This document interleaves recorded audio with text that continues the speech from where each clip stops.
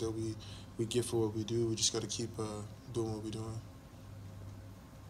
We've seen multiple players and Pete Carroll on CNN. What makes this team kind of well qualified to speak on these issues? I think what makes this team well qualified, I feel like it's the organization. I think this is an organization who gets it, who gets that this is more than a game. There is more to people as they grow. That gets the culture and gets the moment right now. We got a lot of great people. When you have a leader like Pete Carroll who understands people, who takes the time to listen, you have a platform to be able to have constant dialogue with the head person in charge. And I think it's Pete Carroll's leadership and the media staffs, and it's just to be able to have that is not very, that doesn't happen very often. But for them to believe in what you believe in is truly a blessing. And I'm actually humbled to have an organization that would put themselves on the line to be able to speak about these issues, because a lot of times when you speak about issues like this, people get turned off, people don't want to listen. But to constantly have the back end of your head coach and the organization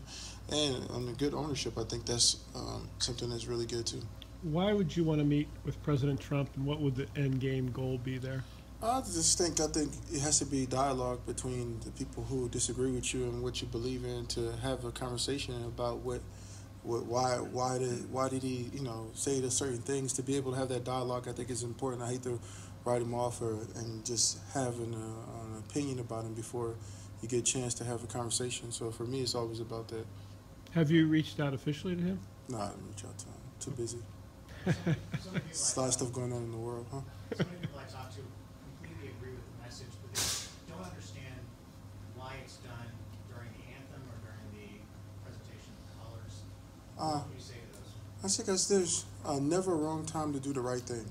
Regardless of where you're at, it's always when there's a time to do the right thing, we do the right thing. And no matter where we're at in the world, whether we're cooking, we're doing whatever we're doing at any time, it's always the right time to do the right thing. And there isn't a place that you feel that we shouldn't do the right thing.